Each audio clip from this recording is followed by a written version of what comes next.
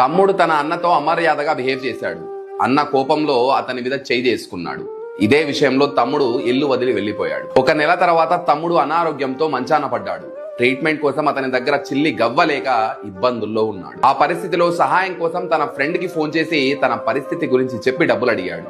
అతను మొహం మీదే లేవు అని చెప్పి కట్ చేశాడు. ఈసారి తన కజిన్ కి ఫోన్ చేశాడు. తనకు కొంచెం అప్పు కావాలి, ఆరోగ్యం బాగోలేదని తన బాధ చెప్పే లోపే లేవు అని ఫోన్ పెట్టేశాడు. ఆ టైంలో తనకి తన అన్న గుర్తొచ్చాడు. ఫోన్ కలిపాడు.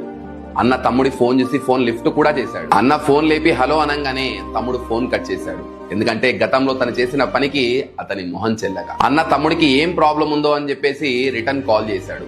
తమ్ముడు కాల్ కూడా లిఫ్ట్ చేశాడు. అన్న అన్నాడు, తమ్ముడు ఎలా ఉన్నావురా? ఆ మాట వినంగానే తమ్ముడు ఏడుస్తూ, అన్న ఆరోగ్యం అస్సలు బాగోలేదు, హాస్పిటల్లో చూయించుకోవడానికి పైసా లేదు, ఎవ్వరికి ఫోన్ చేసి హెల్ప్ అడిగినా చేయడానికి ముందుకు రావట్లేదు అన్నాడు. తమ్ముడి ఈ మాట వినంగానే అన్న గుండె బరువెక్కింది.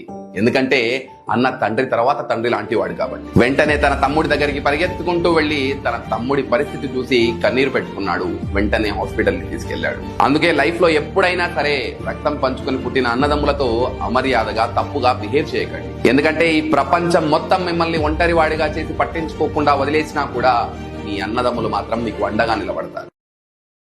Download ShareChat.